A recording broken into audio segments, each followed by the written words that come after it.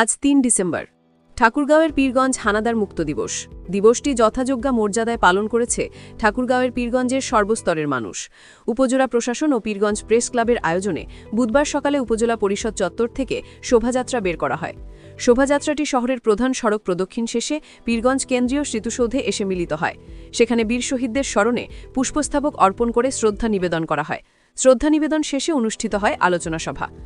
উপজেলা নির্বাহী অফিসার ভারপ্রাপ্ত ও সহকারী কমিশনার ভূমি MN ইসফাকুল কবিরের সভাপতিত্বে ও পীরগঞ্জ উপজেলা দুর্নীতি প্রতিরোধ কমিটির সভাপতি মোকাদ্দেস হায়াত মিলনের সঞ্চালনায় আলোচনা সভায় বক্তব্য দেন পীরগঞ্জ সরকারি কলেজের অধ্যক্ষ বদরুল হুদা প্লাবন, পীরগঞ্জ থানার অফিসার ইনচার্জ তাজুল ইসলাম, উপজেলা বিএনপির সাধারণ সম্পাদক ও সাবেক উপজেলা চেয়ারম্যান অধ্যাপক জিয়াউল ইসলাম জিয়া, বীর মুক্তিযোদ্ধা হাফিজুল ইসলাম, পীরগঞ্জ প্রেস ক্লাবের সভাপতি জয়নাল আবেদিন বাবুল, উপজেলা বিএনপির সাংগঠনিক সম্পাদক জিল্লুর রহমান জুয়েল, মুক্তিযোদ্ধার সন্তান সাবেক উপজেলা ভাইস চেয়ারম্যান ইত্তেশাম উল হক মিম, আফশানুর রহমান লিমন প্রমুখ।